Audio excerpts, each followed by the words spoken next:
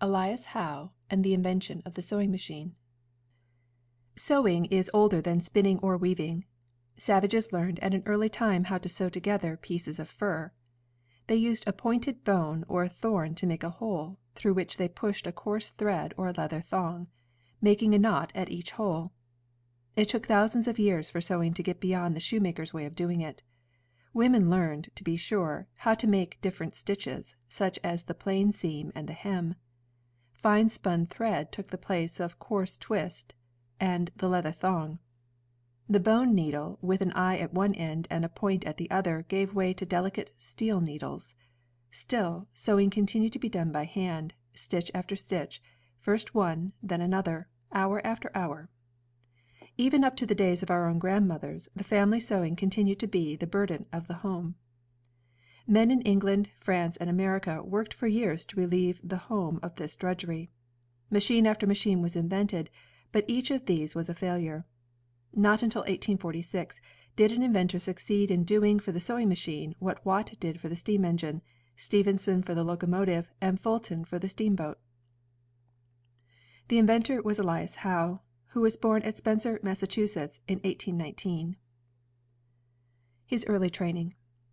Howe's father was a farmer who, in addition to his farm, had a grist mill, a sawmill, and a shingle machine.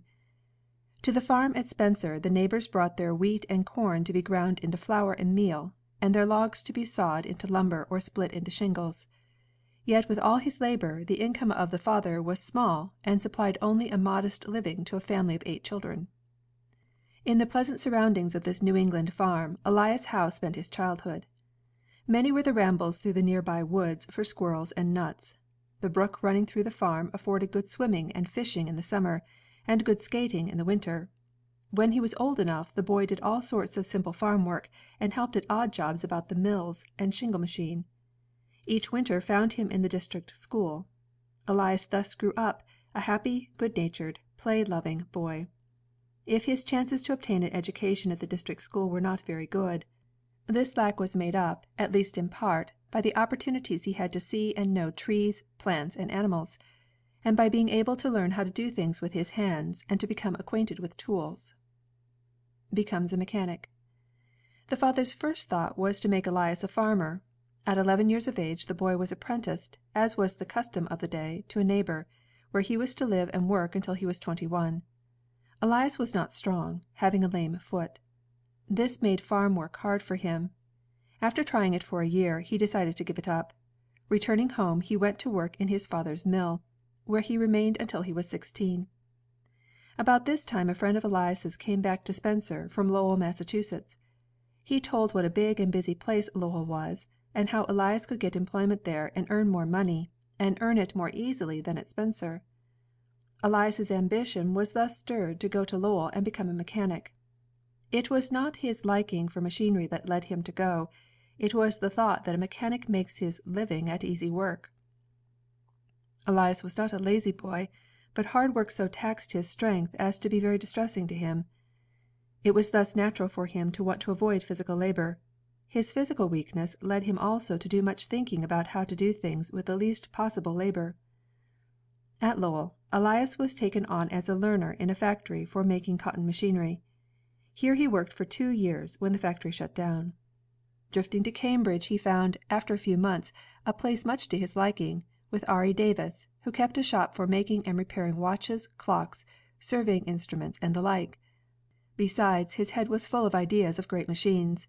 To hear him talk, it seemed not at all difficult to make a profitable invention. Naturally almost every workman in his shop had the inventor's bee.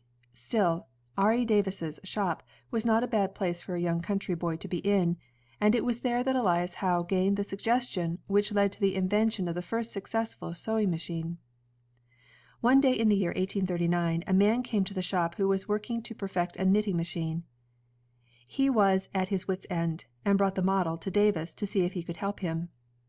Davis in his extravagant way said, "What are you bothering yourself with a knitting machine for? Why don't you make a sewing machine?" "I wish I could," replied the caller, "but it can't be done." "Oh, yes, it can," said Davis. "I can make a sewing machine myself." "Well," said the other, "you do it, and you will have a fortune." These remarks were taken by most of the workmen as idle boasts. Not so with Howe. He kept brooding over the idea of inventing a sewing machine and making a fortune. As the boy brooded, this resolution slowly took form in his mind. I will invent that sewing machine and win that fortune.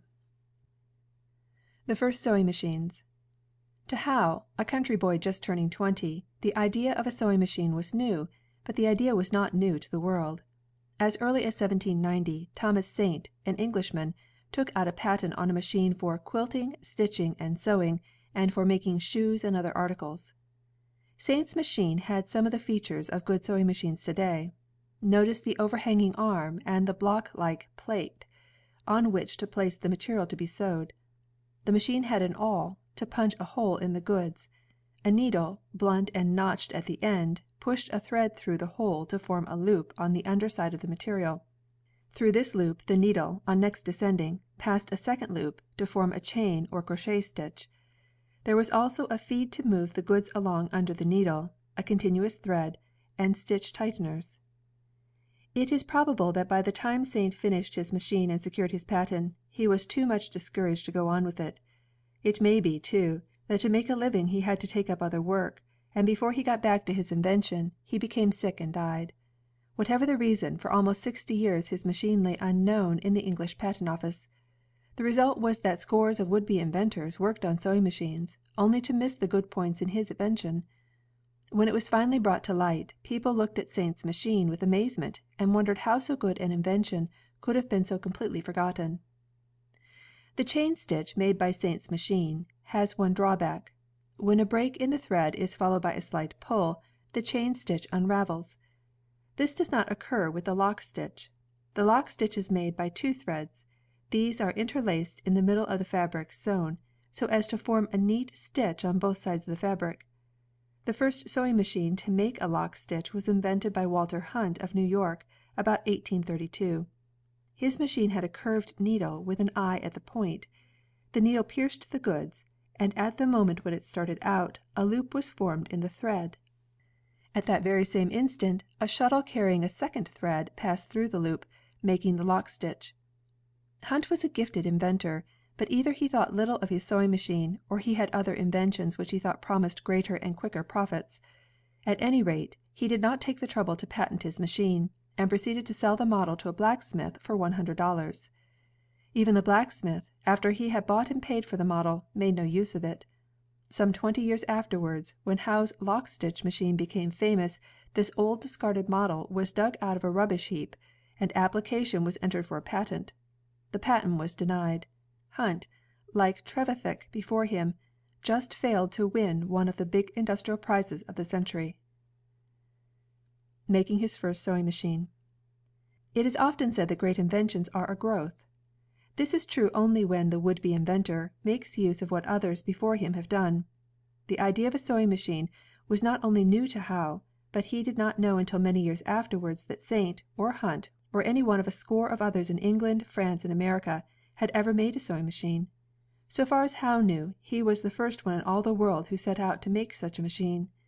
So instead of trying to improve on what others before him had done, he went to work and created a new kind of machine altogether. For this reason, Howe's first sewing machine cannot be called a growth. When Howe first got the idea of inventing a sewing machine, he probably did a lot of thinking, during his leisure hours, about how such a machine could be made. But to take his regular turn at R. E. Davis's shop called for all the strength he had. It was not long before he gave up active work on his invention, saying to himself, "Some day I will invent a sewing machine." This became Howe's daydream. But it was not to remain a daydream. In 1840 Howe married, and in time 3 children were born. His wages were only $9 a week. $9 a week was all too little to house, feed, and clothe a family of 5. Besides, Howe's work was so hard that he often came home too tired to eat. He would go to bed, longing to lie there forever and forever. Moved to act by the pinch of poverty and by the desire to escape the distressing fatigue of labor, he began to think once more about the machine which he had heard 4 years before would bring to its inventor a fortune. Then it was, about 1843, that the inventor's mania seized him, and he gave neither rest nor peace until he had made a sewing machine. For almost a year, Howe, working evenings, tried to make a machine which would imitate the motions of his wife's hand when sewing, and make a stitch such as she made. Every attempt to do this failed. One evening in the autumn of 1844, Howe sat brooding over his last attempt, when there flashed into his mind this question: Could there be another stitch which would do just as well as the stitch made by hand? This question set Howe on a new track. He was familiar with the chain or crochet stitch from long watching his wife sew. From working in machine shops, he also knew about shuttles and looms. Soon he had an idea. It was short work to snap the point off of one of his wife's sewing needles and sharpen the head, thus making a needle with an eye at the point. With this he thrust the thread through two pieces of cloth to make a loop. With another needle he passed a second thread through the loop, and gently pulled the two threads to tighten the stitch. A half dozen lock stitches were thus quickly made. But would such stitches hold? Howe was so anxious he scarcely had courage to find out. On trying to pull the pieces of the cloth apart, to his great relief, he found that this new kind of stitch held even tighter than the common hand stitch. It was easy enough to see how to make a machine to sew such stitches, but Howe had no money to buy the materials, and no money to support his family while making the model, which, if it was to be successful, must be made with as much care as a clock. There lived at this time at Cambridge an old friend and schoolmate of Howe's, by the name of George Fisher, who had shortly before this time inherited a little money. Howe interested him in the invention.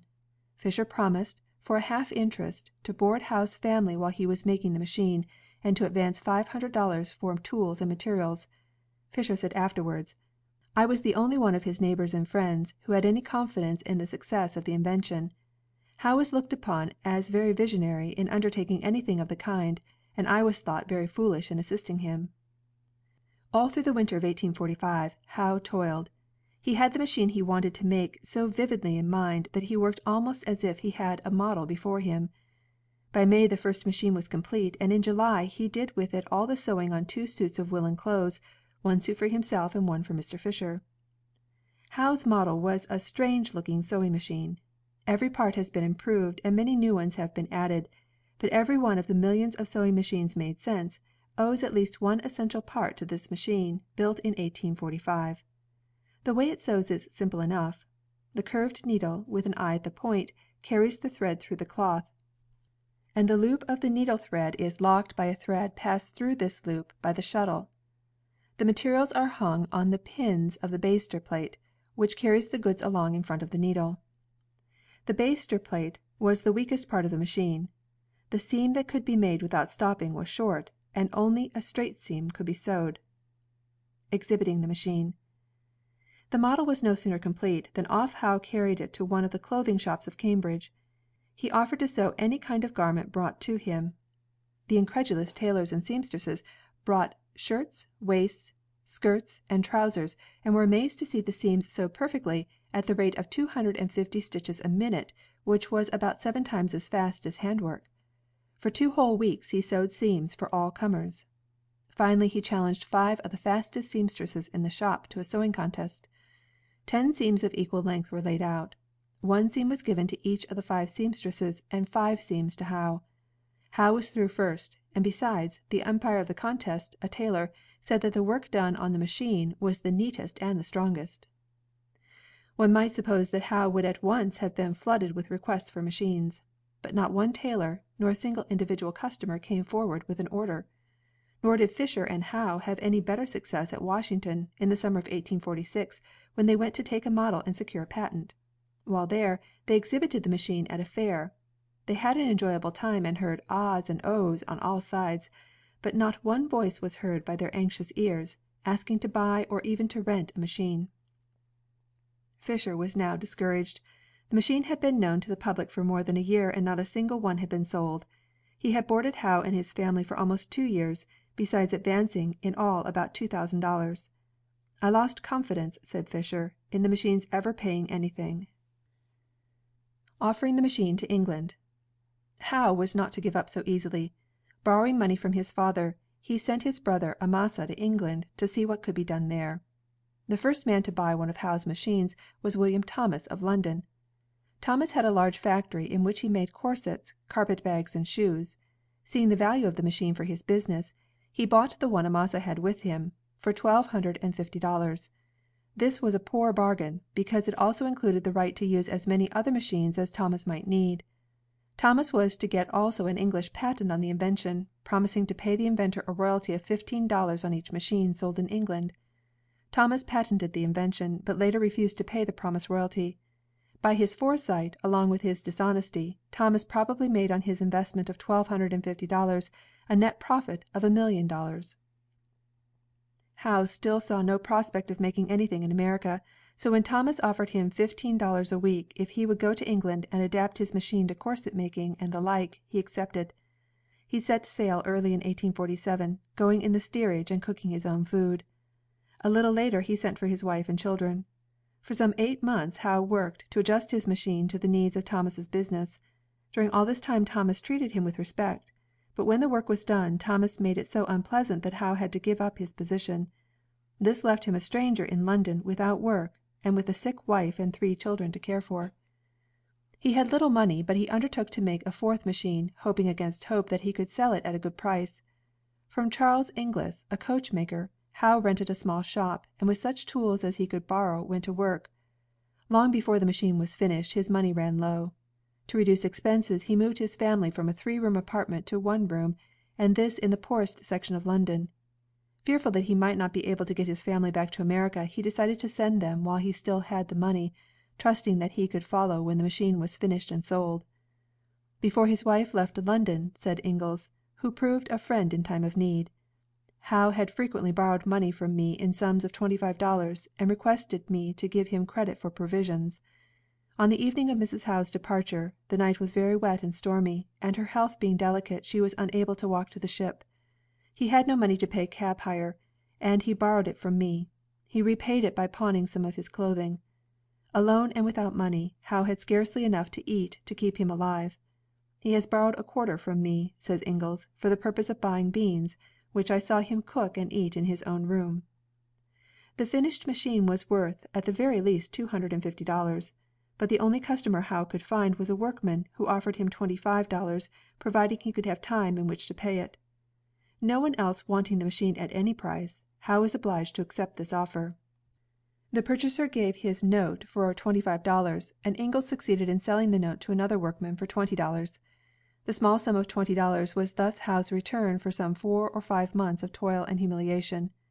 To pay his debts and secure passage home, he was compelled to pawn his precious first machine and his letters of patent. Even then he had so little money that, to save cartage, he borrowed a handcart and hauled his own baggage to the ship. Howe landed at New York in April, 1849. 4 years had come and gone since the completion of the first machine. The one lone 50-cent piece in his pocket was the only visible reward for these years of anxiety and toil. Yet Howe was happy. He heard that there was plenty of work in New York, and within a few hours he had a position as a mechanic in a machine shop. A few days after this, news came that his wife was dying of consumption. He had no money to make the trip to Cambridge, and could not go until his father, ever loyal, sent him the needed $10. Howe arrived at his wife's bedside just in time to see her alive. The only clothes he had were the working clothes he wore, and to appear at her funeral he borrowed a suit of his brother-in-law. Under such trials and humiliations Howe aged rapidly, and he looked like a man who had been through a severe illness. But he was once more among friends. They did not think much of his invention, but they loved the man. His children were being cared for, and soon he was hard at work again, not on his machine, but as a mechanic at a regular wage. Fighting for his rights. If money was not to be made out of the sewing machine as a useful invention, there were persons who thought that money could be made out of it as a curiosity. On the streets of Ithaca, New York, in May, 1849, you might have seen this show bill. A great curiosity, the Yankee sewing machine, is now exhibiting at this place from 8 a.m. to 5 p.m. People came in numbers to see the new wonder, and women carried home samples of sewing as souvenirs. This advertising led a few persons to want machines. Mechanics, especially in Boston, began to make and sell them. But this was not all. Other inventors entered the field.